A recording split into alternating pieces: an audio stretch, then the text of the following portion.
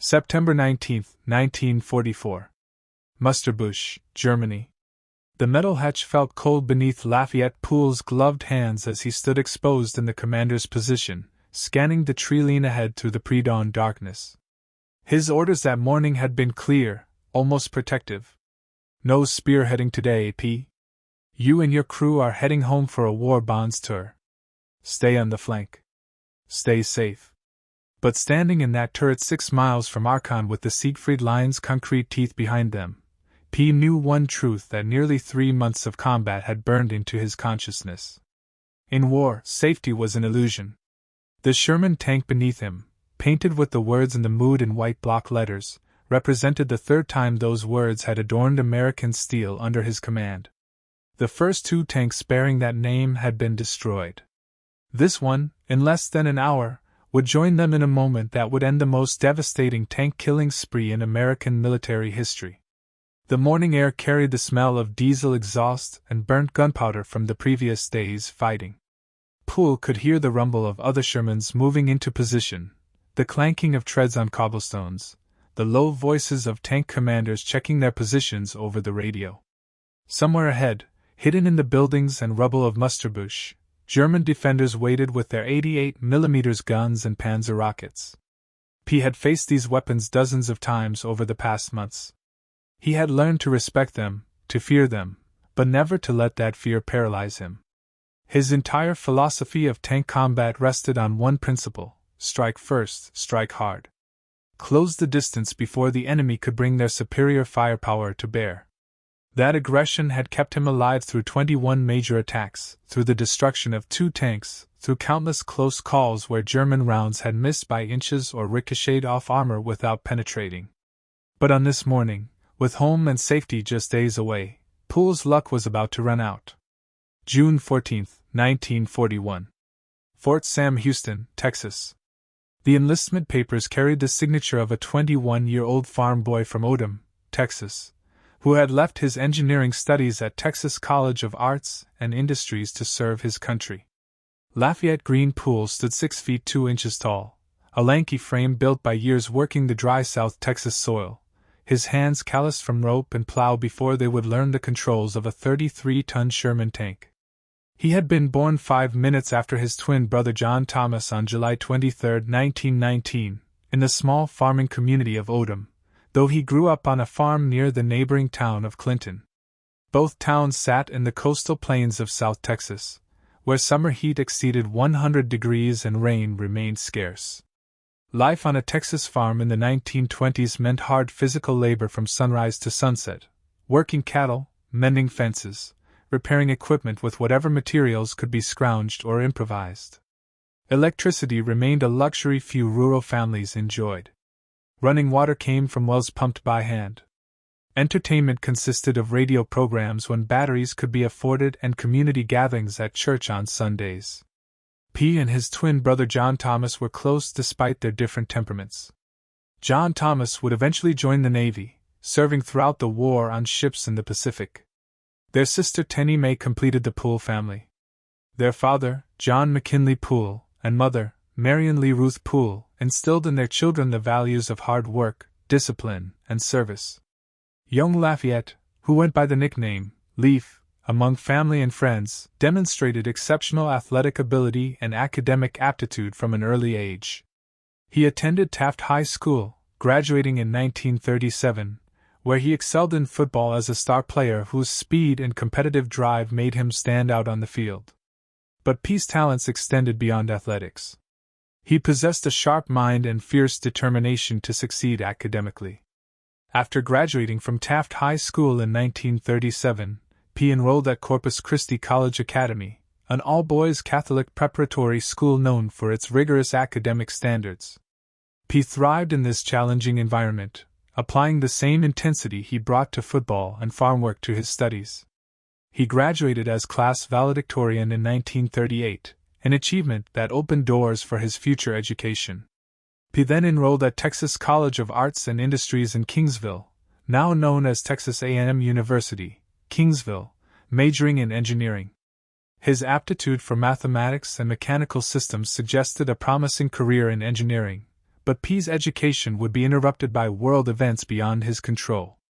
During his time in school, P also pursued boxing, competing in the 165 pounds weight class. Boxing suited his temperament perfectly. The sport demanded aggression, quick reflexes, strategic thinking, and the mental toughness to absorb punishment while continuing to fight. He proved exceptionally skilled in the ring, compiling an impressive amateur record of 41 wins with no defeats. His aggressive style and powerful punches earned him the sectional Golden Gloves Championship in New Orleans, Louisiana. The National Golden Gloves organization invited him to compete in the national finals, an opportunity that could have launched a professional boxing career. P declined. He had other plans. Engineering studies called to him more than the uncertain life of a professional fighter. But the discipline, aggression, and competitive spirit that boxing developed would serve him well in a very different kind of fight. By 1941, the world was at war. Germany had conquered most of Europe. Britain stood alone against the Nazi war machine. Japan was expanding across Asia. The United States officially remained neutral, but everyone understood that American entry into the conflict was only a matter of time. Young men across America faced a choice: wait to be drafted or enlist, and have some say in which branch of service they would join. P made his decision. On June 14, 1941, exactly 6 months before Pearl Harbor would force America into the war, Lafayette Poole walked into the recruitment office at Fort Sam Houston in San Antonio and enlisted in the United States Army. He was 21 years old, stood 6 feet 2 inches, weighed approximately 175 pounds, and possessed the physical conditioning of an athlete and the mental discipline of a scholar. The Army would transform him into something else entirely, a tank commander who would become the deadliest in American military history. The newly forming 3rd Armored Division at Camp Beauregard, Louisiana, became Poole's introduction to mechanized warfare. The division had been activated on April 15, 1941, just 2 months before P's enlistment, as part of America's massive military buildup in anticipation of war. The 3rd Armored Division would earn the nickname Spearhead for its role in penetrating German defenses across France and into Germany itself, always leading the advance, always pushing deeper into enemy territory than any other unit. P was assigned to Company I, 3rd Battalion, 32nd Armored Regiment, where he would serve as a tank commander in the 3rd Platoon. This assignment would define his life. The 3rd Armored Division represented America's commitment to mechanized warfare, a relatively new concept that had proven devastatingly effective in German hands during their conquest of Poland and France. The division's structure reflected lessons learned from observing German panzer operations. It combined tank battalions with armored infantry, artillery, engineers, and support units, all trained to operate together as a cohesive fighting force. The division's primary striking power came from its tank battalions, equipped initially with the M3 Lee medium tank, a stopgap design with a 75mm gun mounted in a hull sponson and a 37mm gun in a turret. The M3 Lee was obsolete before it entered service, but American tank production in 1941 could not yet deliver better designs in sufficient quantities. The M4 Sherman, which would become the standard American medium tank for the rest of the war, was just entering production when P joined the Army. Training at Camp Beauregard proved intense and demanding. P and his fellow tankers learned to operate, maintain, and fight from armored vehicles under every conceivable condition. They practiced gunnery until they could identify targets and engage them in seconds. They learned radio procedures for coordinating with other tanks, infantry, and artillery. They studied German tactics and equipment, learning the capabilities and vulnerabilities of the panzers they would eventually face in combat.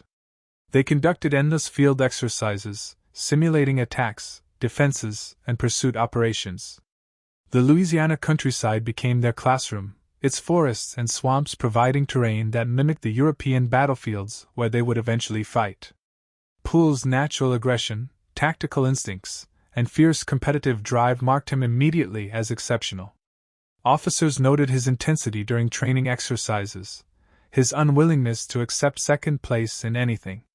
During gunnery practice, P's tank consistently scored among the highest in the battalion. During tactical exercises, P demonstrated an intuitive understanding of terrain and enemy positions that exceeded what could be taught in classrooms.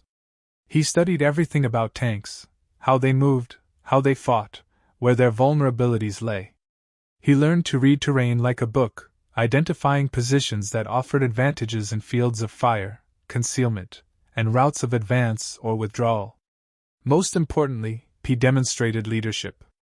The men under his command respected him, trusted him, would follow him anywhere. That trust would be earned and re-earned dozens of times in combat. P demanded perfection from himself and his men, pushing them through endless gunnery drills, driving practice, and tactical maneuvers. He was not cruel or arbitrary in his demands. He simply understood that in combat, the difference between a well-trained crew and a mediocre one was the difference between life and death. Every second saved in target acquisition meant firing first. Every round that hit meant one less enemy tank shooting back. Every correct radio call meant better coordination and support. Poole drilled these lessons into his crew until their actions became instinctive. Load, aim, fire, reload became a rhythm as natural as breathing. Identify target, assess range, adjust fire became second nature. The crew would need every bit of that training when they finally entered combat. When the opportunity came to receive a commission as an officer, P refused. Commissioned officers commanded from battalion or company level, coordinating multiple tanks and supporting units from command posts. P wanted to fight from a tank, to lead from the front, where he could see the enemy and make split-second tactical decisions. He preferred to remain close to his crew, close to the fight. That decision would prove defining. Staff sergeants did not normally command platoons in combat, but P's exceptional skills and aggressive leadership would see him leading multiple tanks in attack after attack, trusted by his superiors to accomplish missions that would normally fall to lieutenants or captains. Training continued through 1942 and into 1943, expanding beyond Camp Beauregard to other locations. The 3rd Armored Division deployed to the Desert Training Center in the Mojave Desert of California and Arizona, where the vast open spaces and harsh conditions provided excellent preparation for potential combat in North Africa. The desert maneuvers tested men and machines under extreme heat, choking dust, and terrain that offered no concealment. Tank commanders learned to navigate by dead reckoning across featureless wastes. Crews learned to maintain their vehicles under conditions that caused metal to expand, seals to fail, and systems to overheat. The lessons learned in the desert would prove valuable, though the 3rd Armored Division would fight in Europe rather than Africa. After desert training, the division moved to Indiantown Gap, Pennsylvania, for final preparation before deployment overseas. The rolling hills and forests of Pennsylvania more closely resembled European terrain than either Louisiana swamps or California deserts. Here, the division practiced the combined arms tactics that would prove decisive in France and Germany. Tanks advanced with infantry support, protected by artillery fire, with engineers ready to breach obstacles and clear minefields. Radio discipline improved. Maintenance procedures were refined. Weak points in organization and tactics were identified and corrected. By late 1943, the 3rd Armored Division was as ready for combat as training could make it. During these years of training, P experienced important events in his personal life. He married Evelyn Wright while on leave in December 1942, a brief moment of normalcy and happiness before he would depart for the war that would define his generation. Evelyn would wait for him throughout the war, writing letters that sustained P through the darkest moments of combat, raising a family that would eventually include 8 children, 4 sons and 4 daughters. The marriage would last until P's death nearly 50 years later, a testament to the strength of the bond they formed during those brief moments together before P departed for England. In September 1943, P and the 32nd Armored Regiment boarded troop ships in New York Harbor, crossing the Atlantic to stage in England. The crossing took approximately 2 weeks, with thousands of soldiers packed into converted passenger liners and cargo ships, sleeping in cramped quarters, enduring rough seas and the constant fear of German U-boats. The convoy zigzagged across the Atlantic to avoid submarine wolf packs, protected by destroyer escorts that patrolled the periphery, dropping depth charges whenever sonar contacts suggested possible submarines. P and his fellow tankers arrived safely in Liverpool in late September 1943.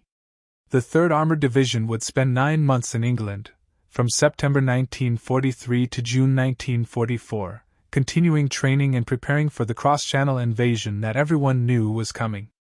The division staged near Liverpool and Bristol in Somerset, conducting exercises across the English countryside, learning to work with British units, and receiving the final equipment and replacements that would bring the division to full strength.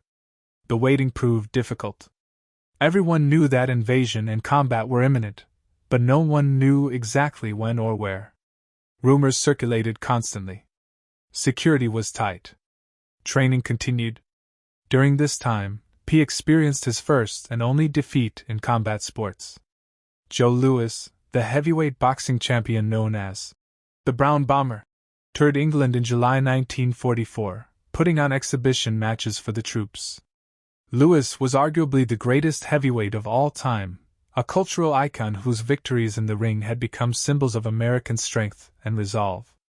His second victory over German boxer Max Schmeling in 1938 had taken on enormous political significance as a repudiation of Nazi racial theories. Now Louis used his fame to boost troop morale, sparring with servicemen in friendly exhibition bouts.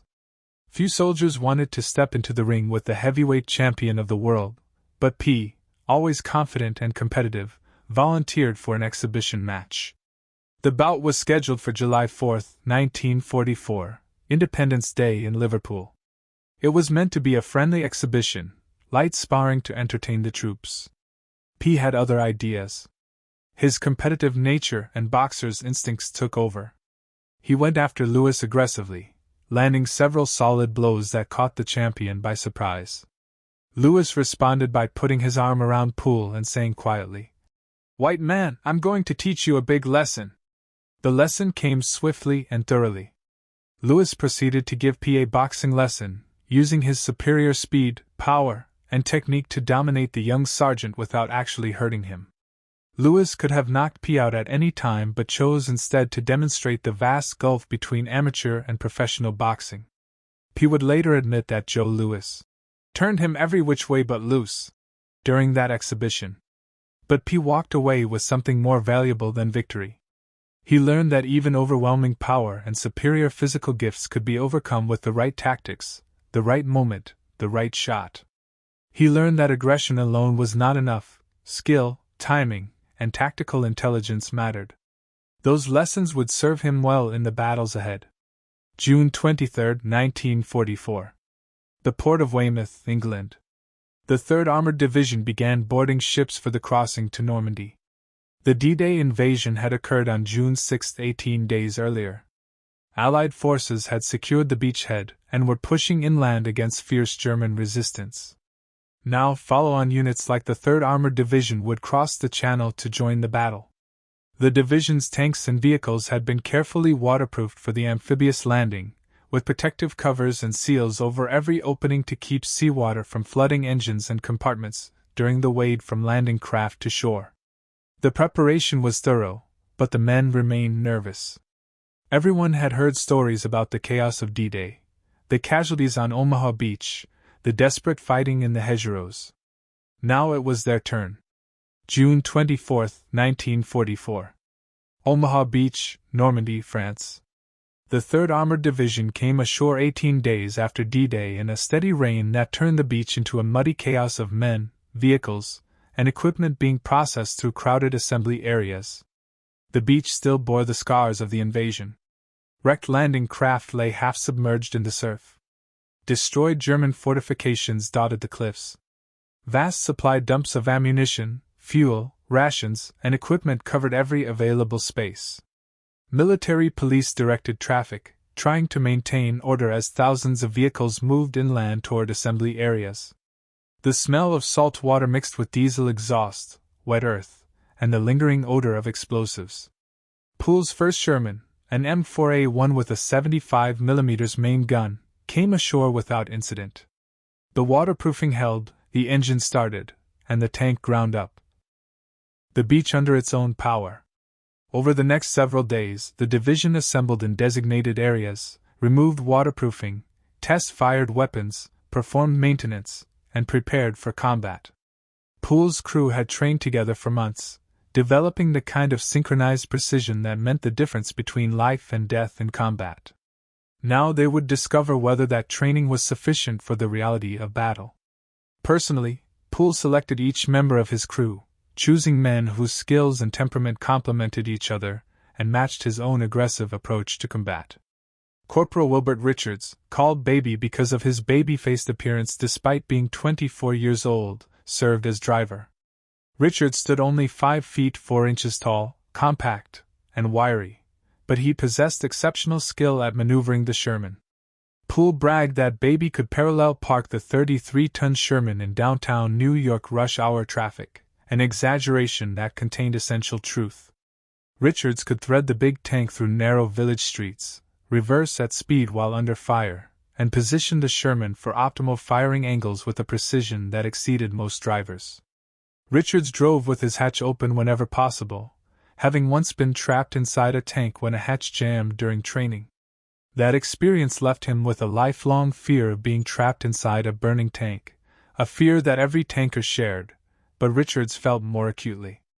The open hatch gave him better visibility and a faster escape route if the tank was hit, though it also left him more vulnerable to shell fragments and small arms fire. Private First Class Bertrand Close, just 17 years old and called schoolboy for his youth and wire-rimmed glasses, served as assistant driver and bow gunner, operating the .30 caliber Browning M1919 machine gun mounted in the front hull. Close hailed from Portland, Oregon, and looked like a teenager because he was one, with smooth features and a slight build that made him seem younger than his years. But appearances deceived. Close was vicious with that bow machine gun, cutting down enemy infantry with precision fire. His position in the right front of the tank gave him a good field of fire forward and to the right, covering the approaches that enemy infantry would use to get close enough to attack the tank with Panzerfausts, or magnetic mines.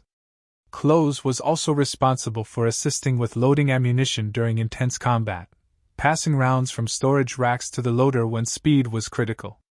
Corporal Willis Aller, 29 years old and nicknamed Groundhog, manned the main gun. Aller came from Illinois, older than the rest of the crew, and possessed a calm, methodical temperament that contrasted with Poole's intensity. Aller aimed to see all of France through his gun's sights, his face perpetually marked by the imprint of his tanker goggles. He kept his eye pressed to the sight constantly, ready to fire at any moment. The gunner's position was perhaps the most demanding in the tank. The gunner had to identify targets quickly, judge range accurately, select the correct ammunition type, aim precisely while the tank was moving, and fire at exactly the right moment. All of this had to happen in seconds, often while under enemy fire, with explosions rocking the tank and smoke obscuring vision. Aller excelled at this demanding job. His perfectly placed shots would destroy German tank after German tank over the coming months, validating Poole's faith in his abilities. Technician 5th grade Delbert Boggs, 22 years old from Lancaster, Ohio, and called Jailbird, served as loader. The nickname derived from his background. According to crew lore, Boggs had been arrested on manslaughter charges and given a choice by the court: prison or the military. Boggs chose the army, bringing with him a toughness and street wisdom that served him well in combat. Whether the story was entirely true or partially embellished, it captured something essential about Boggs's character. He was tough, resilient, and absolutely reliable under fire. The loader's job was physically demanding. A 75mm round weighed approximately 25 pounds, and the 76mm rounds they would later use weighed even more. During intense combat, the loader might handle dozens of rounds, selecting the correct ammunition type on Poole's command, loading smoothly despite the confined space and the violent motion of the tank, then immediately preparing the next round. Boggs was skinny but possessed wiry strength and endurance. His speed and reliability in loading gave Poole's tank a rate of fire that exceeded most other Shermans. These 4 men, led by Poole, called themselves the Pups, and they called their commander War Daddy, a nickname that captured both affection and respect for the man who led them into hell again and again. The nickname War Daddy emerged during training when Poole's intense focus on combat preparation and his paternal concern for his crew's welfare created a dynamic where he was simultaneously their leader and protector. Poole was younger than Aller and not much older than the others, but his force of personality and leadership ability made him the natural center of the crew. They trusted him absolutely. That trust would be tested dozens of times over the coming months. The crew had regularly outscored other division crews in gunnery efficiency during training. Their teamwork was seamless, each man knowing his role, trusting his brothers. When Poole called out a fire command, the crew responded with machine-like precision. Driver stop. Gunner, sabo tank front, on the way. Boom. The entire sequence from spotting a target to firing could take less than 5 seconds with a well-trained crew. Poole's crew could do it in 3. That speed would save their lives repeatedly. Poole's tactical philosophy was simple and brutal, refined through years of training and study of German armored tactics. Shoot first, shoot to kill, always go forward, never retreat. He believed in closing with the enemy, in getting to ranges where the Sherman's advantages in maneuverability, rate of fire, and crew training could overcome the German advantages in armor and firepower. German tanks like the Panther and Tiger possessed superior guns and thicker armor capable of destroying a Sherman at ranges where the Sherman could not penetrate their frontal armor. The solution was to never fight at long range. Poole closed the distance aggressively, maneuvering to get flank shots where even a Panther's armor could be penetrated, overwhelming German crews with rapid, accurate fire before they could bring their superior firepower to bear effectively. Poole was claustrophobic, preferring to ride exposed in the turret or on top of the tank rather than buttoned up inside. This was both a weakness and a strength. The weakness was obvious. Exposed in the turret, Poole was vulnerable to shell fragments, small arms fire, and the concussion from nearby explosions. Many tank commanders were killed or wounded by fire that would not have penetrated the tank's armor if they had remained buttoned up inside. But the strength was significant. Standing in the open hatch or sitting on top of the turret, Poole had vastly better visibility than commanders who fought buttoned up, seeing through periscopes and vision slits. He could spot threats earlier, identify targets faster, and maintain better situational awareness. He saw the battlefield in 3 dimensions rather than the narrow tunnels of vision that periscopes provided. That advantage in awareness often meant the difference between shooting first or being shot first. In tank combat, shooting first usually meant survival. Poole's battalion commander, Lieutenant Colonel Walter Richardson, was also a Texan, and the 2 men developed a relationship based on mutual respect and shared aggression. Richardson recognized Poole's exceptional abilities and gave him increasing responsibilities despite his rank as a staff sergeant. Richardson said Poole rode his tank like a bucking bronco, always exposed, always vulnerable, always leading from the front. That aggressive leadership style inspired Poole's crew and made him the natural choice to lead spearhead attacks. Richardson would call on Poole again and again to take the most dangerous missions, to lead attacks into the most heavily defended positions.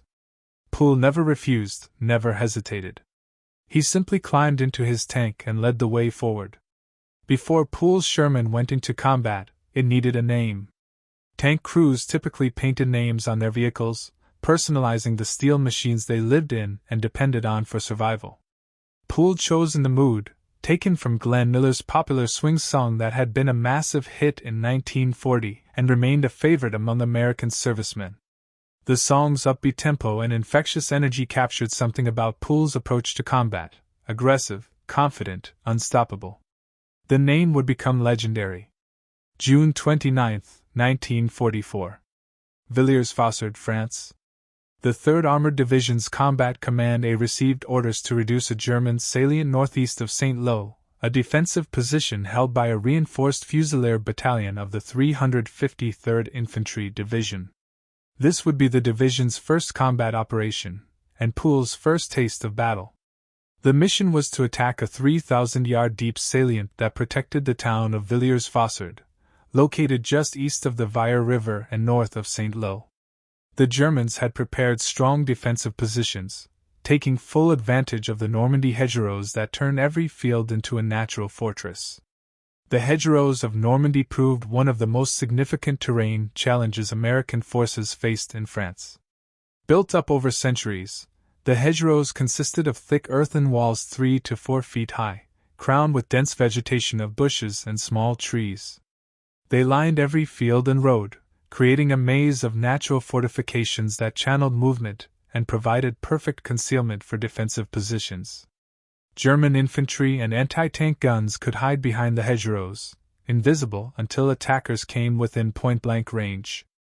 Tanks attempting to climb over hedgerows exposed their vulnerable belly armor to enemy fire.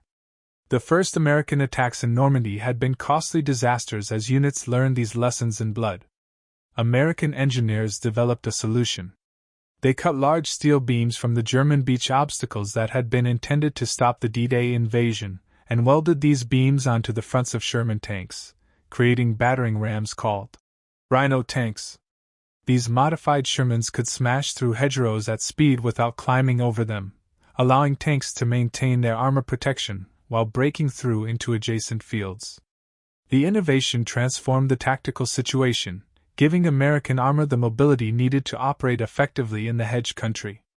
At 0900 hours on June 29, Combat Command launched its attack with Task Forces X and Y, advancing abreast toward Villiers-Fossard. Poole's platoon moved with Task Force Y on the right flank. Artillery preparation preceded the advance, with American guns pounding German positions for 30 minutes before the tanks moved forward. The bombardment filled the air with the shriek of shells and the thunder of explosions. Then came the order to advance. Poole's Sherman moved forward with other tanks of Task Force Y, grinding through the Norman countryside toward the German positions. Visibility was limited to the next hedgerow, sometimes only 50 yards away. Radio chatter filled Poole's headset as other tank commanders reported contacts, called for artillery support, and coordinated their movements. The distinctive crack of German 75mm anti-tank guns echoed across the battlefield, answered by the deeper boom of American tank guns. Black smoke from burning vehicles drifted across the fields.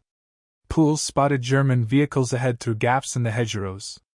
Half-track, 10 o'clock, 300 yards. He gave the fire command, and Aller sent a 75mm high-explosive round downrange. The round hit the German vehicle squarely, and it exploded in flames. Poole's crew destroyed 3 German vehicles and killed over 70 enemy soldiers during that first day of combat. The violence and chaos of armored combat proved exactly what Poole had trained for. Yet training could never fully prepare anyone for the reality. The noise was overwhelming. The fear was real. The adrenaline made time seem to both speed up and slow down simultaneously. But Poole's training took over. He moved aggressively, pushing forward, refusing to yield ground. His crew responded with discipline and precision, each man performing his role exactly as drilled during countless training exercises. Then came the moment every tank crew feared. In the mood entered the village of La Forge, part of the Villiers-Fossard combat area, advancing down a narrow street between stone buildings. The village was supposedly clear of enemy forces, but intelligence was incomplete, and situations changed rapidly in combat. As the Sherman rolled down the street, a German soldier with a Panzerfaust stepped from a doorway, aimed the shoulder-fired anti-tank weapon, and fired from less than 50 yards away. The Panzerfaust was a simple but effective weapon, a shaped-charged warhead on the end of a disposable launcher. It could penetrate over 200 millimeters of armor, more than enough to destroy a Sherman. The rocket motor ignited with a whoosh and the warhead streaked across the short distance, slamming into the Mood's side armor with a metallic crash that rang through the crew compartment. The shaped charge detonated against the armor, creating a jet of superheated metal that punched through into the crew compartment. The tank shuddered violently. Smoke filled the interior. Alarms sounded. Poole gave the immediate order. Bail out! All 5 crew members scrambled from the disabled tank, moving with the practiced speed that training had instilled. Poole was first out through the commander's hatch, followed by Aller. Richards and Close exited through the driver and assistant driver hatches in the front hull. Boggs squeezed through the loader's hatch. They all escaped before ammunition could cook off or fire spread through the vehicle. The crew had survived their first tank loss with no casualties, though the experience left them shaken. In the mood, the first Sherman to bear that name was destroyed. The crew had lasted exactly 5 days in combat. Poole and his crew rejoined Task Force Y on foot, hitching rides on other tanks until they could be assigned a replacement vehicle. The battle for Villiers-Fossard continued through June 30th. Combat Command A lost 31 tanks and 12 other vehicles during the 2-day battle, a stark introduction to the reality of armored combat in Normandy. German defensive fire was accurate and deadly. The terrain favored the defenders at every turn. But the attack succeeded. American forces seized Villiers-Fossard and held it until relieved by elements of the 29th Infantry Division. The 3rd Armored Division had passed its first test, learning valuable lessons about hedgerow fighting that would serve it well in the weeks ahead. July 1, 1944. Somewhere in Normandy, Poole and his crew received their replacement tank, an M4A1 with the new 76mm main gun, designated M4A1 76W. Poole was the first tank commander in his regiment to receive this upgraded variant, a recognition of his performance during the Villiers-Fossard battle. The new tank represented a significant improvement in firepower. The W stood for wet stowage, a critical safety feature where ammunition racks were surrounded by containers filled with a mixture of water, ethylene glycol, and a rust inhibitor known as Amudamp. This wet stowage dramatically reduced the risk of catastrophic fire when the tank was penetrated. Early model Shermans had a terrible reputation for burning when hit, earning the nickname Ronson from German tankers after the cigarette lighter that advertised "Lights first time, every time." The wet stowage system greatly improved crew survivability. The 76mm gun represented a quantum leap in armor penetration capability compared to the 75mm.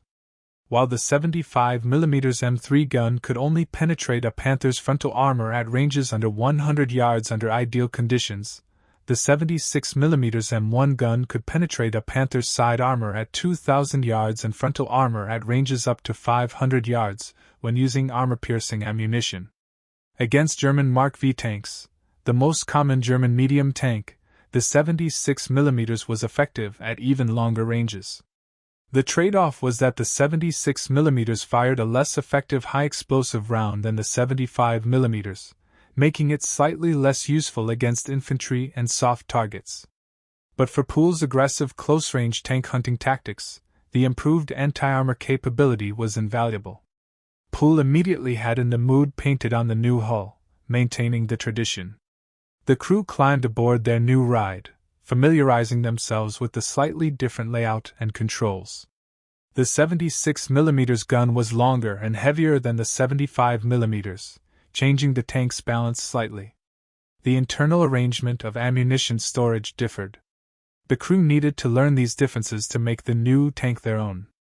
Over the next 6 weeks, Poole and his crew would write the most remarkable chapter in American tank warfare history with this vehicle. The hedgerow fighting of Normandy tested every tanker's skill and nerve.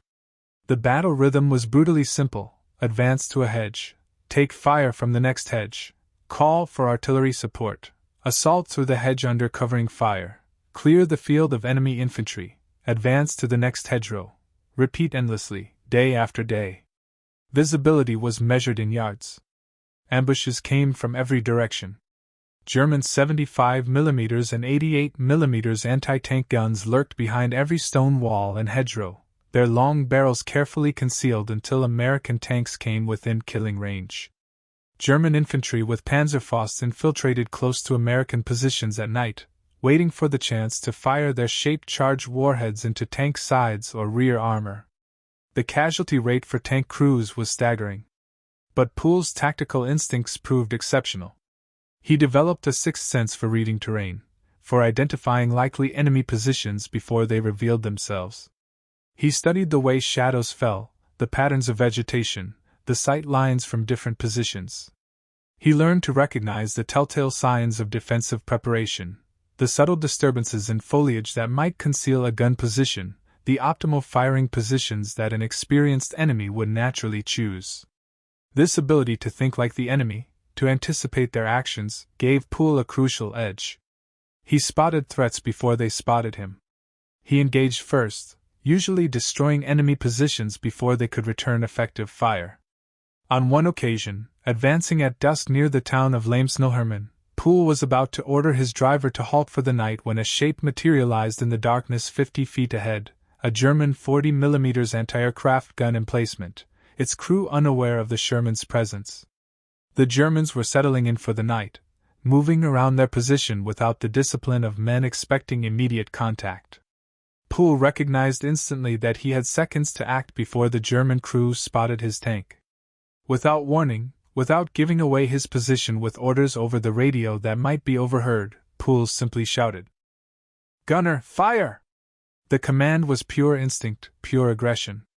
Ola's eye was already pressed to the sight as it always was. His hands moved instantly to the firing controls. The 76mm gun roared, sending an armor-piercing round directly at the German position. The projectile covered the short distance in a fraction of a second, striking the 40mm gun squarely. The impact destroyed the gun and killed or wounded the crew instantly. The entire engagement, from Poole's spotting the target to the round impacting, took perhaps 3 seconds. That instant reaction, the product of hundreds of hours of training and growing combat experience, typified the crew's efficiency. They had achieved the ideal state for combat soldiers, where training becomes instinct and decisions happen faster than conscious thought. Another night engagement near Colombia, France, nearly ended in disaster, but instead demonstrated P's tactical brilliance and his crew's exceptional skill. Poole's platoon was advancing in darkness, moving cautiously through hedgerow country, where visibility was limited to a few yards. Night operations were extremely dangerous for tanks. Visibility was minimal, even with the tank's crude infrared equipment. Enemy infantry could get very close under cover of darkness. Friendly fire incidents were common when units lost track of each other's positions, but the tactical situation demanded night movement, and P led his platoon forward.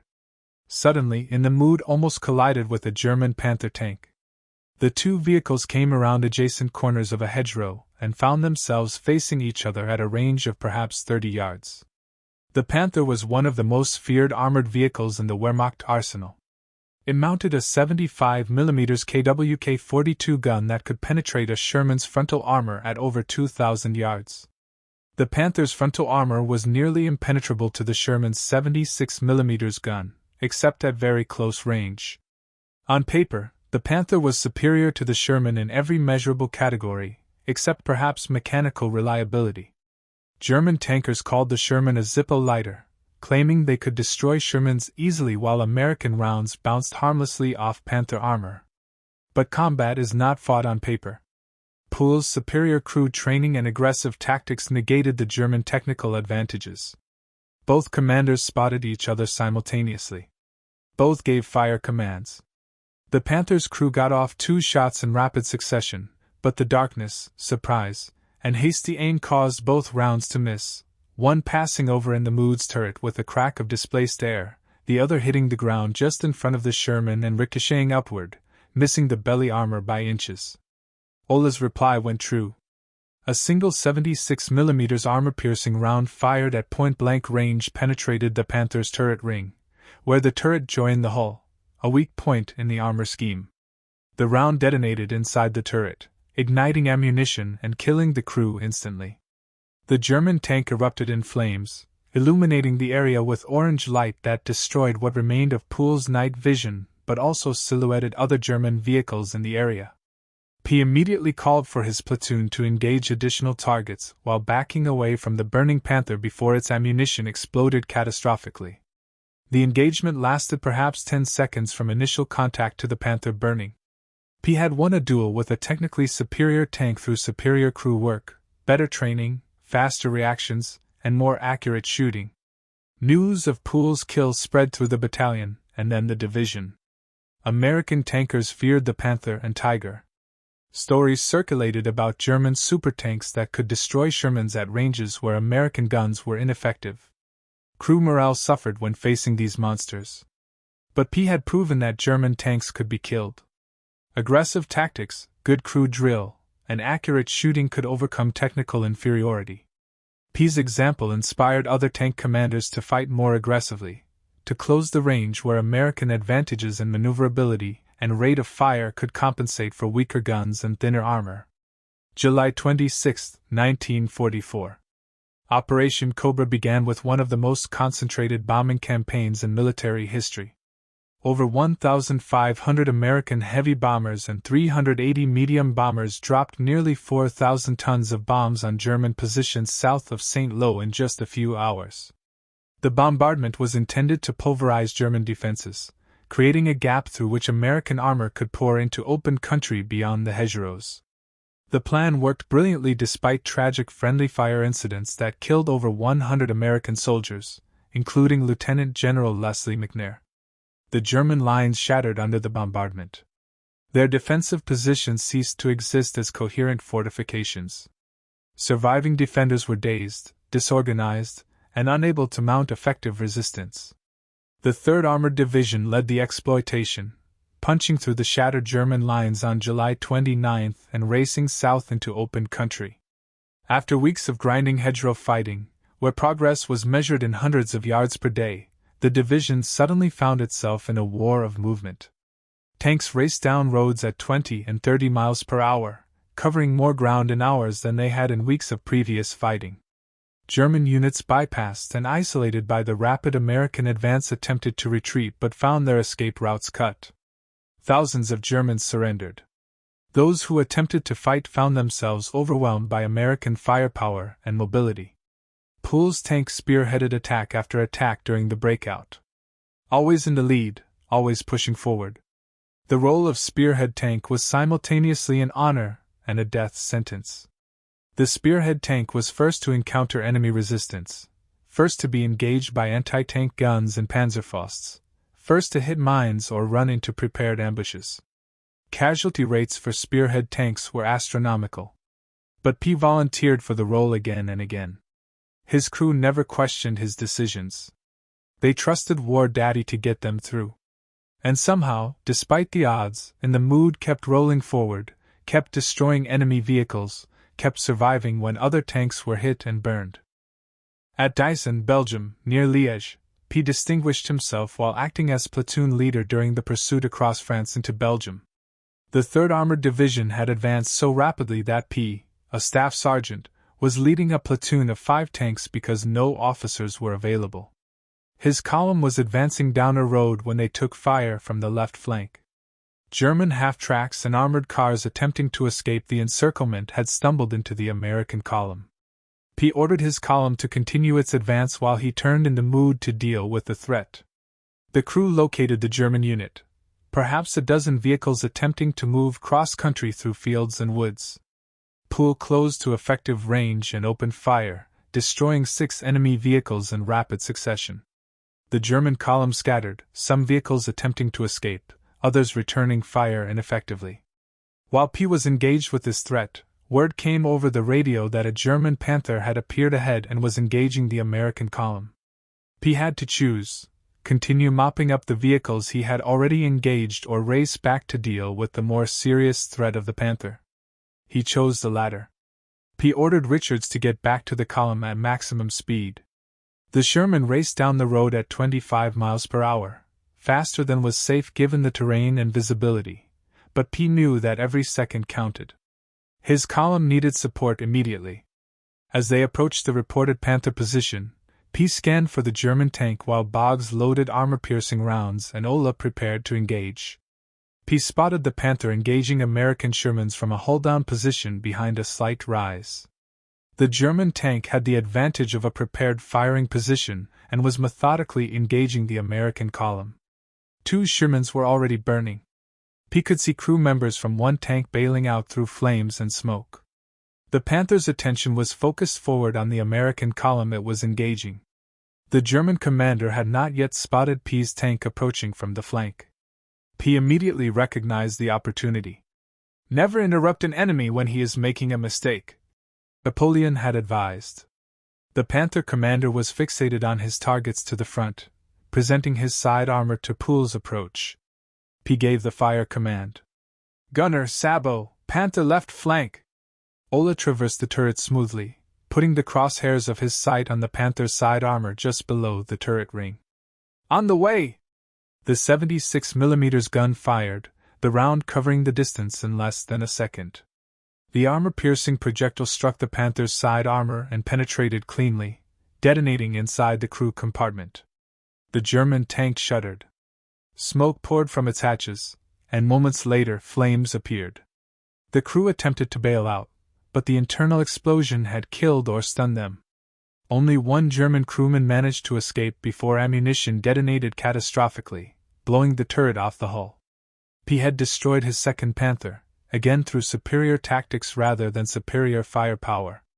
He had maneuvered to get a flank shot where his 76mm gun was effective, and his crew had executed perfectly. The American column resumed its advance, now with P's tank in the lead, having earned the spearhead position through demonstrated capability rather than assigned duty. August 7, 1944. The Falaise Gap battle represented one of the most significant engagements of the Normandy campaign. Allied forces were attempting to encircle and destroy the German 7th Army and 5th Panzer Army, trapping them in a pocket near the town of Falaise. If successful, the encirclement would destroy the primary German forces in Normandy, opening the way for a rapid advance across France to the German border. The operation required American forces advancing north from the south to link up with British and Canadian forces advancing south from the north, closing the gap and trapping the Germans inside. Poole's tank led Task Force Y of Combat Command A during the closing of the pocket, with Lieutenant Colonel Richardson monitoring the radio from his command position. The fighting was chaotic and desperate. German units attempted to break out of the encirclement, attacking American positions with everything they had. Other German units already west of the pocket attempted to break through American lines from the outside to create an escape route for their trapped comrades. The result was a massive, confused battle with units from both sides intermixed, fighting needing engagements and ambushes in the Norman countryside. As Poole's column advanced, they encountered groups of German soldiers attempting to escape on foot, having abandoned their vehicles and heavy weapons. Lieutenant Colonel Richardson listened on the radio as P closed with a group of fleeing German troops. Poole's voice came over the radio. "Ain't got the heart to kill them." The humanitarian impulse was real and reflected P's character despite his aggressive reputation. German soldiers attempting to flee on foot represented no immediate threat to Poole's mission, but Richardson knew that P understood the tactical situation. Immediately following came the sound of Close's .30 caliber bow machine gun opening fire. Richardson heard Poole's voice again. "Watch the bastards run. Give it to them close." The humanitarian impulse lasted only a moment before tactical necessity prevailed. German soldiers fleeing in disorder still represented a threat if allowed to escape, regroup, and reorganize. They would be issued new weapons and returned to combat. More Americans would die fighting them later if P allowed them to escape now. Poole's job was to destroy the enemy's capacity to resist, and he executed that mission without hesitation, despite his personal feelings. The incident illustrated the moral complexity of combat, where good men must do terrible things in service of necessary missions. From August 29 to 31, 1944, P commanded the lead tank in an attack that would earn him the Distinguished Service Cross, America's second highest decoration for valor. The citation, approved by division headquarters and signed by senior commanders, described P's actions in detail. P was advancing alone ahead of his task force, having outdistanced supporting tanks in his aggressive push forward. Enemy contact was expected, but Poole's exact location and the enemy dispositions were unclear in the fluid combat situation. Over the course of 3 days, advancing often alone or with only 1 or 2 other tanks, P's crew engaged and destroyed 4 German tanks in separate encounters. The first was a Mark V destroyed from ambush as it attempted to cross a road. The second was a Sturmgeschütz assault gun destroyed at close range after a brief running fight through a village. The third and fourth were Panthers destroyed in a single engagement where Poole's tank came under fire from both vehicles simultaneously and destroyed both through superior shooting and crew discipline. In addition to the tanks, Poole's crew destroyed 3 anti-tank guns that had been positioned to ambush American armor, approximately 50 unarmored vehicles including half-tracks, trucks, and cars, and killed or wounded an overwhelming number of enemy personnel. The citation noted that P's unflinching courage and inspired leadership in the face of devastating hostile fire permitted the rapid advance of his task force with minimum casualties.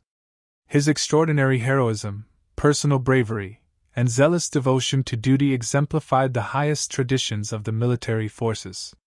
The award citation understated the danger of what P had accomplished. Advancing alone or with minimal support, P had deliberately placed himself in the most dangerous position to draw enemy fire and identify enemy positions. Every anti-tank gun he destroyed had gotten off at least one shot at his tank before he killed it. Every German tank he engaged was theoretically capable of destroying his Sherman before he could destroy it. P survived through a combination of skill, aggression, crew training, and extraordinary luck. The Distinguished Service Cross recognized his actions, though many who witnessed them believed he deserved the Medal of Honor. Over those 3 days in late August, P demonstrated that aggressive action, superior tactics, and excellent crew work could overcome numerical and technical disadvantages. The Sherman was inferior to German medium and heavy tanks in armor and firepower, but P proved conclusively that the tank with the better crew won the engagement, not the tank with the thicker armor or bigger gun. His example inspired other tank commanders throughout the division to fight more aggressively, to take calculated risks, to close with the enemy rather than engaging from standoff distances where German technical superiority was decisive. August 17, 1944. From France, Combat Command A was clearing remaining German forces from the village during the exploitation across France. The war had become a pursuit, with German forces retreating toward Germany's borders and American armor racing to catch and destroy them before they could establish new defensive lines. P's tank was leading the attack into when disaster struck from an unexpected direction. American P-38 Lightning fighter bombers appeared. Overhead, hunting for German armor, the P-38 was a distinctive aircraft with twin engines and a central crew nacelle. Easily recognizable and usually a welcome sight for American ground forces, the P-38s provided close air support, attacked German convoys, and helped American units by spotting enemy positions and calling in artillery. But on this day, the P-38 pilots made a fatal mistake. From the air at several thousand feet, all tanks looked similar. The distinctive profiles that allowed ground observers to identify friend from foe were much harder to distinguish from above. The P-38 pilots saw tanks advancing through a French village and assumed they were German. The lead pilot called out the target and began his attack run, followed by his wingmen. The P-38s carried rockets, devastating weapons effective against armor when fired from diving attacks. Poole saw the aircraft diving toward his position and immediately recognized the danger. He grabbed the radio handset, calling frantically to identify his unit as friendly American forces, but the P-38s were already committed to their attack. The first aircraft fired a salvo of rockets. The projectiles streaked down toward in the mood, trailing smoke. Poole had no time to react, no way to evade. The rockets impacted around and on the Sherman with devastating effect.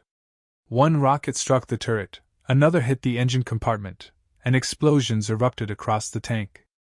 Poole gave the immediate order to abandon the vehicle. The crew bailed out with practiced efficiency, scrambling from hatches as fire and smoke engulfed the Sherman. All 5 men escaped, though several suffered minor injuries from the explosions and the desperate exit from the burning tank. They ran clear of the vehicle seconds before ammunition began cooking off, sending flames and secondary explosions shooting skyward. In the mood, too, the second Sherman to bear that name was destroyed, not by German forces, but by friendly fire from their own air support. The incident devastated Poole and his crew. They had survived nearly 2 months of intense combat against German forces, had destroyed dozens of enemy vehicles, and had fought their way across France, only to lose their tank to American aircraft. The P-38 pilots, upon learning of their mistake, were reportedly distraught. Friendly fire incidents were one of the tragic realities of modern warfare, where fast-moving operations and split-second decisions sometimes led to catastrophic errors. But understanding the cause did nothing to lessen the impact on Poole's crew.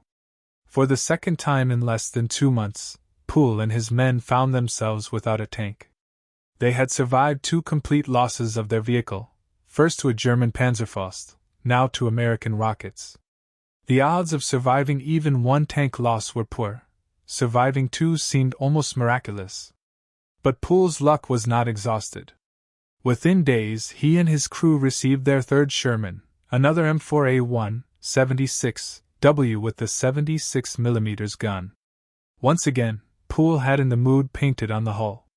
The tradition continued. The name had become synonymous with Poole's tank, recognized throughout the 3rd Armored Division as belonging to the crew that led every attack, destroyed more enemy vehicles than any other, and seemed to bear a charmed life despite constant exposure to danger. The 3rd in the mood would carry Poole and his crew through another month of combat, through the advance to the German border, through the penetration of the Siegfried Line, to the final battle that would end Poole's war. In September 1944, the 3rd Armored Division advanced rapidly across France and into Belgium, pursuing German forces attempting to retreat to the Siegfried Line, Germany's defensive fortifications along its western border. The Siegfried Line, known to the Germans as the West Wall, consisted of bunkers, tank obstacles, and minefields stretching for hundreds of miles. Built in the 1930s as a defensive line against France, the fortifications had been neglected during Germany's years of offensive victories. Now, with Allied forces approaching German soil, the Wehrmacht was desperately trying to man the Siegfried Line and prepare it to delay the Allied advance. The race to reach the line before German forces could fully occupy and prepare its defenses became a critical objective. If Allied forces could penetrate while defenses were still disorganized, they might push into Germany itself before winter halted operations. But if the Germans successfully manned the Siegfried Line, the Allies would face months of costly fighting to breach the fortifications. Poole's tank continued to lead attacks during this pursuit phase. His crew's tally of destroyed enemy vehicles climbed steadily. By early September, Poole had personally accounted for the destruction of over 250 enemy vehicles, including at least 12 confirmed tank kills. The exact number of German soldiers killed by Poole's crew exceeded 1,000, though the chaos of combat made precise counts impossible. His crew had also captured approximately 250 German prisoners, often entire units that surrendered when faced with the aggressive American tank that seemed to appear everywhere at once. Poole's reputation had grown to legendary status within the 3rd Armored Division. Other tank commanders studied his tactics, trying to understand how he achieved such remarkable success. Infantry units requested Poole's tank for support during difficult attacks, knowing that War Daddy would lead the way forward regardless of enemy resistance. Division headquarters recognized Poole's value, both as a combat leader and as an inspiration to other tankers, but they also knew that his aggressive tactics and constant exposure to danger made his survival increasingly unlikely. The law of averages suggested that even the best tanker's luck would eventually run out. In mid-September, division headquarters made a decision: Poole and his crew would be sent home to the United States for a war bonds tour. They had earned the respite. They had survived 3 tank losses, fought in 21 major attacks, and compiled a combat record unmatched by any other American tank crew. Their story would inspire Americans at home, help sell war bonds to fund the continued war effort, and give these exceptional soldiers a well-deserved break from combat. The orders were cut. Poole and his crew would complete one final mission, then be withdrawn from the front lines and sent to the rear for processing and transport home. September 19, 1944, Münsterbusch, Germany. The final mission began in darkness. The 3rd Armored Division's Combat Command A was tasked with advancing toward Aachen, Germany's first major city to face Allied attack. The approach required clearing small towns and villages that protected the city's western approaches. Münsterbusch was one such village, located approximately 6 miles from Aachen proper, a small collection of buildings and farms that German forces had turned into a defensive strongpoint.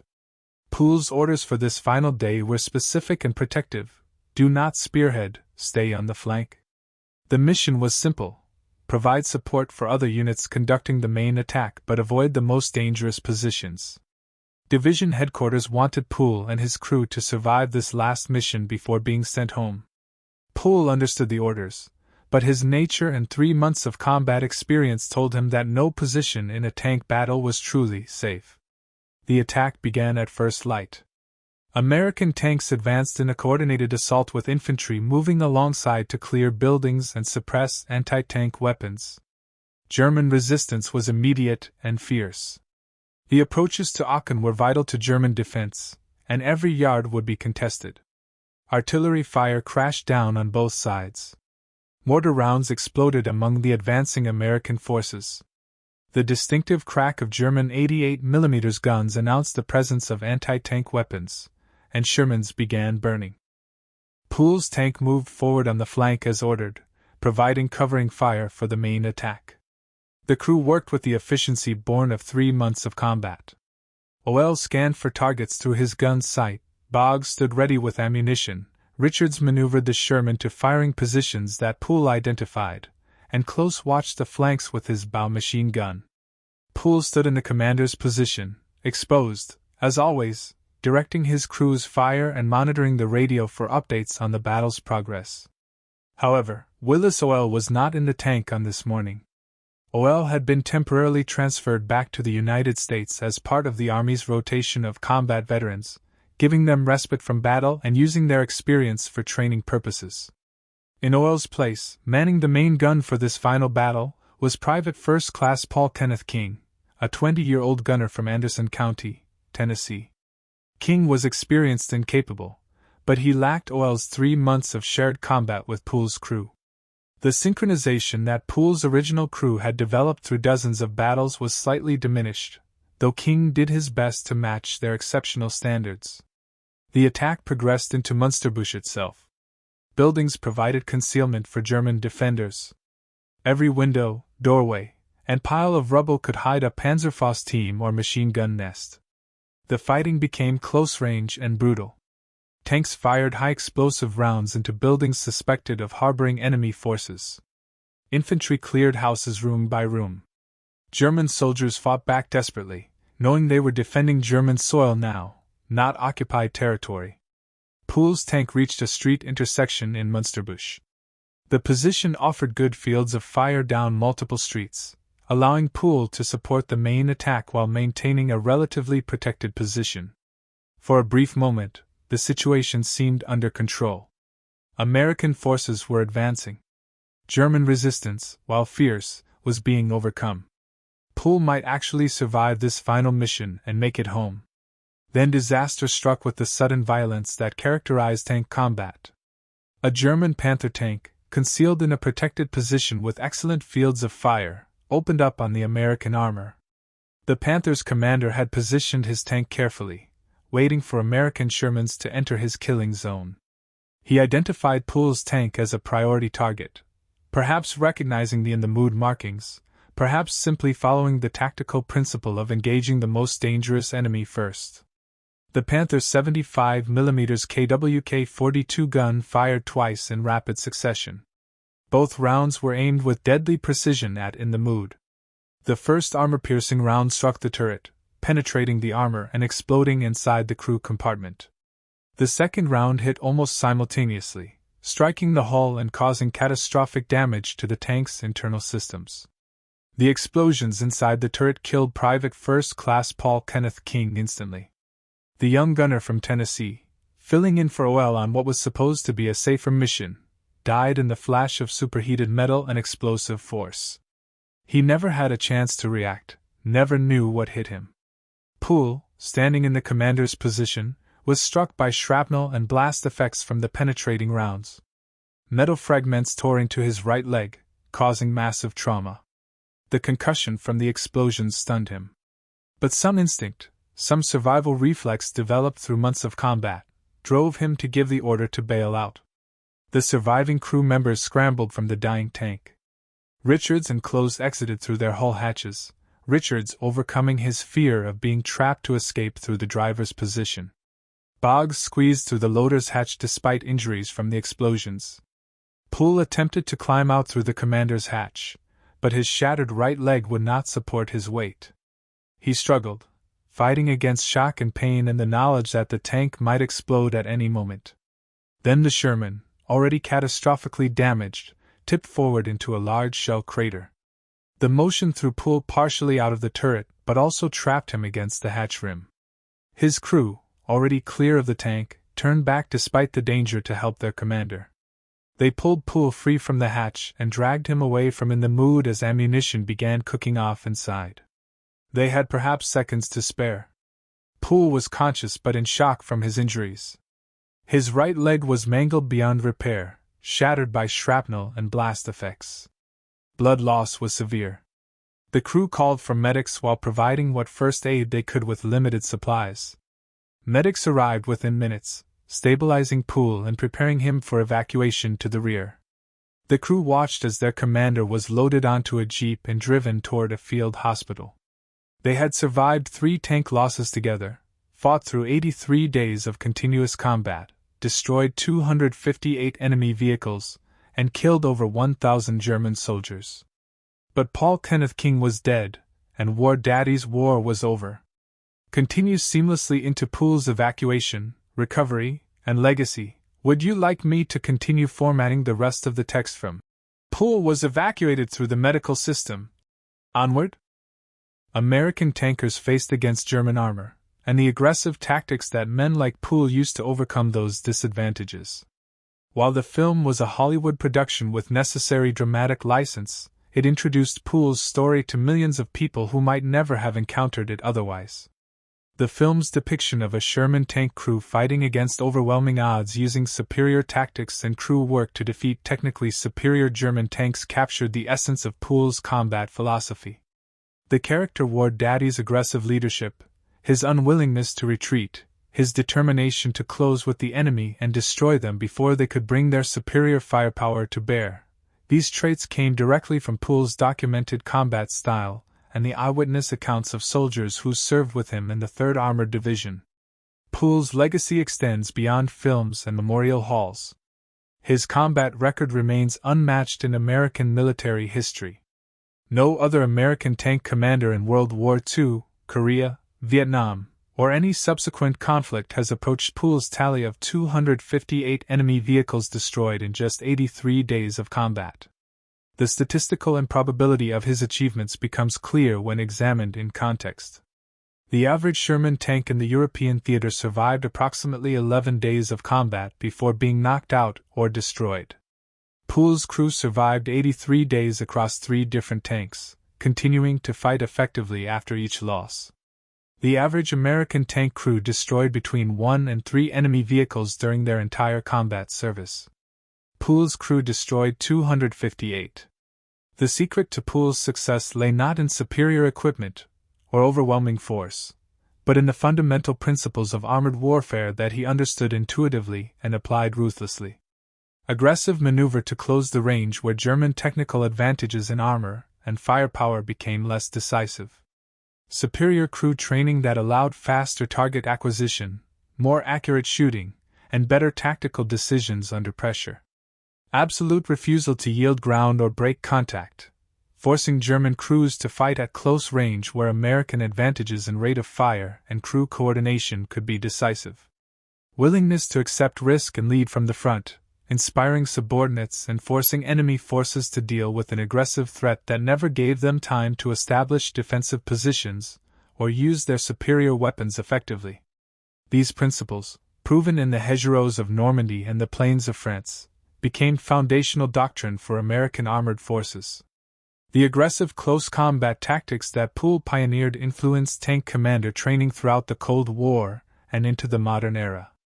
The emphasis on crew training, on developing the kind of synchronized precision that Poole's crew demonstrated, became central to American tank warfare doctrine.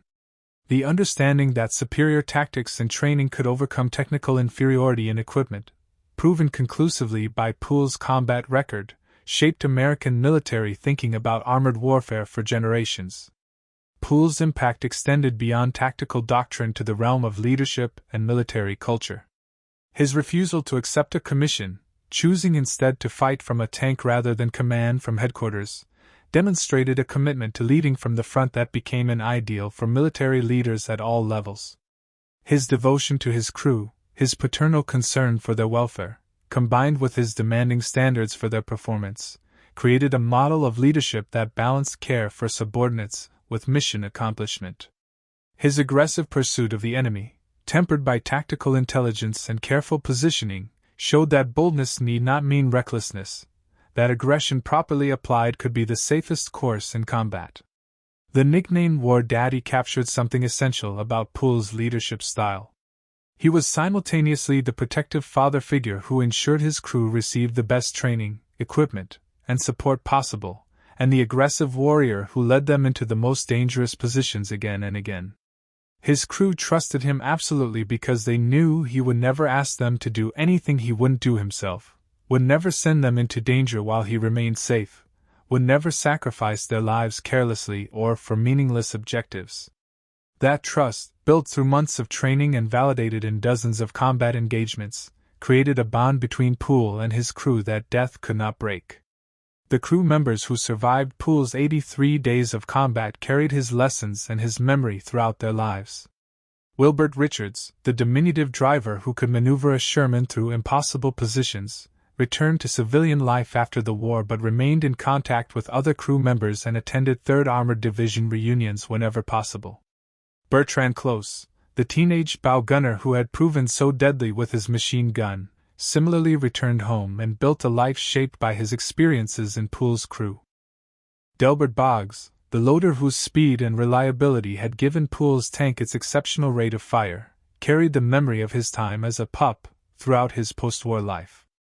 Willis O'Ell, who had been transferred back to the United States and thus escaped the final battle that killed Paul Kenneth King and wounded Poole, lived with the complex emotions of survivor's guilt and relief. He had been Poole's gunner for most of the 83-day combat period, had fired the shots that destroyed dozens of enemy vehicles, and had been part of the most successful tank crew in American history. His temporary transfer saved his life, but meant he was not there when his crew needed him most, when his replacement, Paul Kenneth King, died in the turret where O'Ell normally served. Paul Kenneth King, the young replacement gunner from Anderson County, Tennessee, who served with Poole's crew for only one mission, became in death a symbol of the random nature of combat casualties. King was experienced, capable, had survived previous combat with other crews. He had the misfortune to be filling in for O'Ell on September 19, 1944, when the German Panther found its target. King's death at age 20 in Poole's tank during what was supposed to be a safe mission before Poole went home illustrated the truth that Poole had understood from the beginning. In war, safety is an illusion. The broader impact of Poole's combat service on the outcome of World War II is difficult to quantify, but significant. The 258 enemy vehicles Poole's crew destroyed represented equipment that could not be used against other American units, German soldiers who could not continue fighting, and morale effects on both sides that extended far beyond the immediate tactical situation. Every German tank Poole destroyed was one less threat to American infantry advancing through French villages. Every German half-track or truck eliminated meant fewer German soldiers could be transported to defensive positions. Every anti-tank gun knocked out saved American lives. But perhaps more importantly, Poole's example inspired other American tankers to fight more aggressively, to take calculated risks, to close with German armor rather than engaging from standoff distances. The cumulative effect of thousands of American tank commanders applying Poole's principles, even imperfectly, multiplied his tactical impact across the entire European theater. The transformation in American armored tactics that occurred during the summer and fall of 1944, as units learned to fight more aggressively and effectively against German armor, owed something to Poole's demonstrated success. The 3rd Armored Division's combat record reflected Poole's influence. The division spearheaded the advance from Normandy to Germany, covering more ground and destroying more enemy equipment than most other American armored divisions.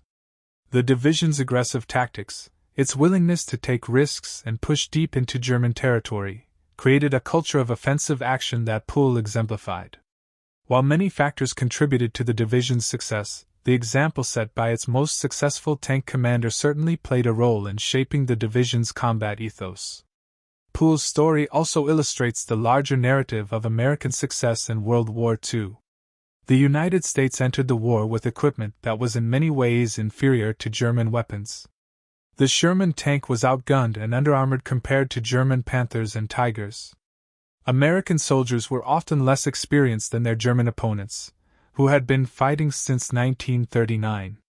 German tactical doctrine, developed through years of combat experience, was in many ways superior to American doctrine at the beginning of the campaign. But America possessed advantages that ultimately proved decisive. Industrial capacity that could produce 49,000 Sherman tanks to Germany's 6,000 Panthers meant that American forces could replace losses that were catastrophic for German units.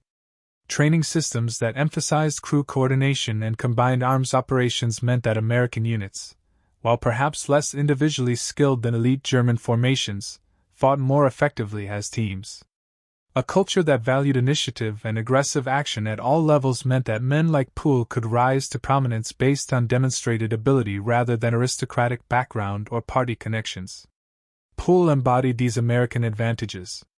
He was a farm boy from Texas with no military heritage or social connections who rose to become the most effective tank commander in American history through skill, aggression, and leadership.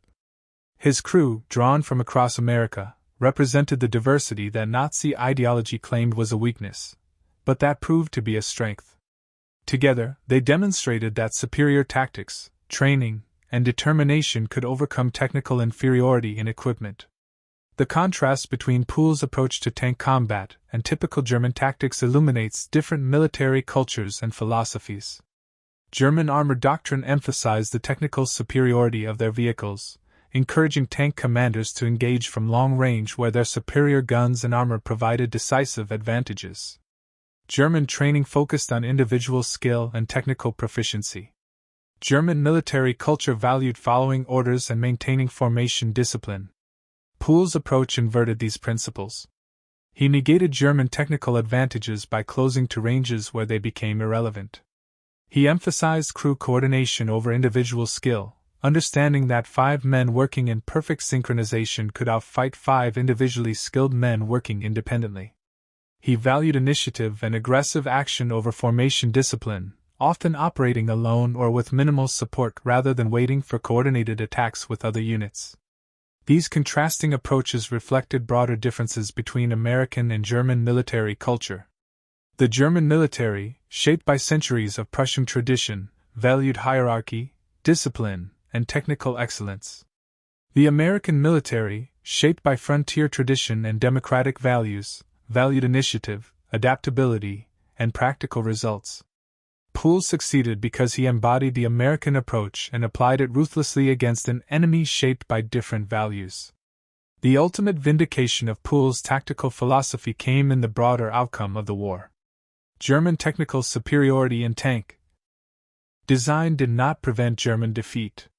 The technically superior Panthers and Tigers that dominated German armor production in 1944 and 1945 could not compensate for Germany's industrial weakness, strategic overextension, and the accumulated effects of years of combat losses.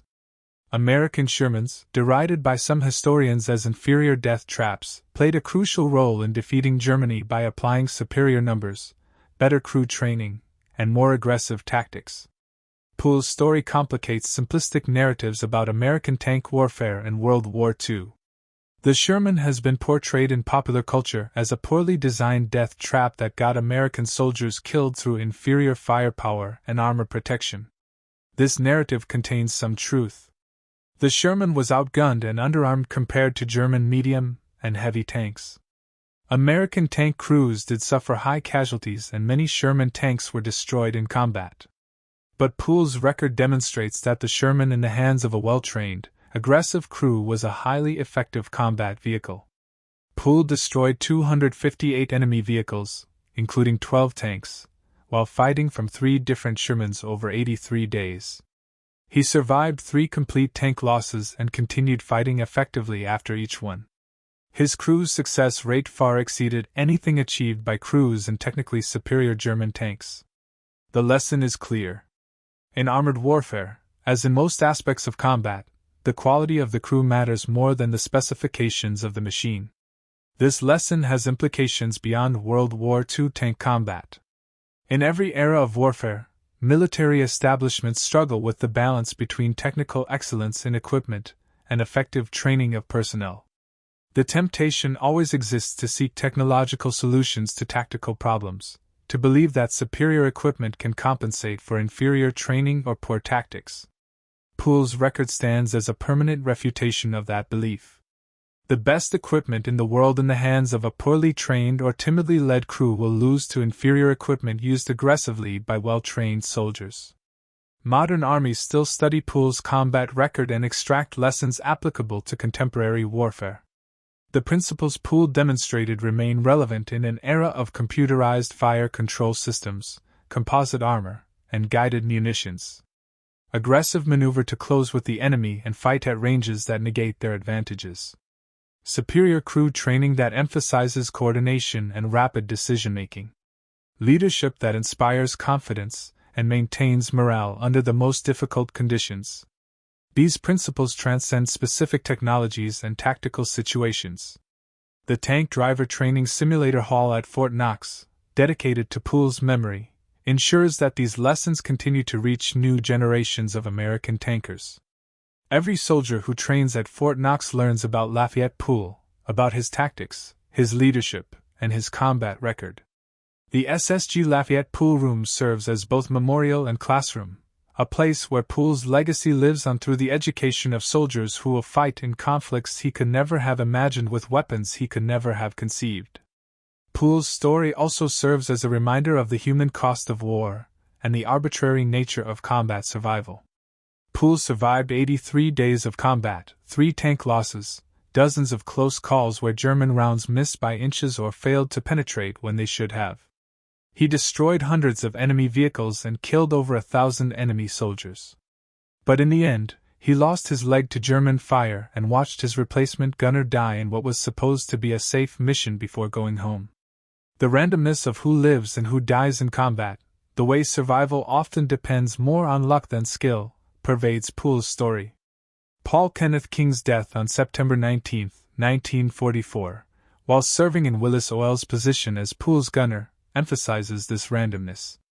King was not Poole's regular crew member. He was filling in because Oel had been transferred back to the United States. King was experienced and capable, had survived previous combat, but he happened to be in Poole's tank on the day when a German Panther's aim was true. If Oel had been there, he might have died instead, or perhaps Oel's greater experience with Poole's crew would have made some small difference in the battle that would have changed the outcome. These questions have no answers. King died, Oel lived, and both outcomes were ultimately the result of decisions made by Army personnel officers who had no way of knowing the consequences of their routine administrative actions. Poole's own survival through 83 days of combat, followed by his wounding on what was supposed to be his safest day, carries similar ironies. He survived when he was most exposed, standing in the open turret, leading spearhead attacks, closing to point-blank range with German armor. He was wounded when he was supposed to stay on the flank, avoid danger, survive one more day before going home. The lesson, if there is one, is that in combat, there are no safe positions, no ways to guarantee survival except not being there at all. Poole understood this truth from the beginning. Safety is an illusion. The only way to survive is to fight aggressively, to shoot first, to close with the enemy and destroy them before they can destroy you. This philosophy kept Poole alive for 83 days and made him the most successful American tank commander in history. It also cost him his leg and killed one of his crew members. Whether the price was worth paying depends on perspective. From a purely tactical standpoint, Poole's combat service was extraordinarily valuable to the American war effort. From a personal standpoint, Poole paid a heavy price for his success and lived with the consequences for nearly 50 years. Both truths coexist without contradiction. Poole's decision to re-enlist in 1948 and continue serving in the Army despite his disability suggests he found meaning and purpose in his military service that transcended the physical and emotional costs. He had been transformed by his war experience from a Texas farm boy into a soldier, from a soldier into a tank commander, from a tank commander into a legend. The Army became his identity, his career, his life's work. Returning to civilian life, to farming, engineering, or some other ordinary occupation, must have seemed impossible for a man who had experienced what Poole experienced, accomplished what Poole accomplished, and survived what Poole survived. His 19 years of military service from 1941 to 1960 spanned America's transformation from an isolationist nation with a small peacetime army to a global superpower with worldwide military commitments. Poole enlisted before Pearl Harbor when the Army was still training with wooden rifles and obsolete equipment. He retired during the Cold War when the Army was equipped with nuclear weapons and deployed across the globe. He witnessed and participated in the most significant expansion and transformation of American military power in history. His death in 1991, just months before the Soviet Union collapsed and the Cold War ended, closed a chapter of American military history that he had helped write. The veterans of World War II, men like Poole, who had fought to defeat fascism and preserve democracy, were beginning to pass away in large numbers by the early 1990s. Their generation had literally saved the world from Nazi tyranny, rebuilt Europe and Japan through the Marshall Plan and occupation policies, and established the international order that defined the second half of the 20th century. Poole's generation, tested in the crucible of total war, proved that democracy could fight and win against totalitarianism, that free societies could match the military effectiveness of dictatorships, and that American values were worth fighting and dying for. Poole's legacy, embodied in his combat record, his leadership example, and the soldiers he trained during his post-war service, continues to influence American military culture. The aggressive tactics he pioneered remain central to American armored doctrine. The emphasis on crew training and coordination that he demonstrated continues to define American tank warfare. The model of leadership he provided, combining paternal care for subordinates with demanding standards and personal example, remains an ideal for military leaders at all levels. But perhaps Poole's most important legacy is simpler and more personal. He proved that an ordinary American, a farm boy from Texas with no special advantages or privileges, could, through courage, skill, and determination, become extraordinary. He demonstrated that leadership emerges from character and action, not birth or rank. He showed that in the ultimate test of combat, what matters is not the weapon you carry, but the courage you possess and the training you have mastered. These lessons transcend military service and speak to broader American values about individual achievement, democratic opportunity, and the potential for ordinary people to accomplish extraordinary things. Lafayette Poole, War Daddy, the Texas farm boy who became America's deadliest tank commander, earned his place in military history through 83 days of combat that remain unmatched in American armored warfare.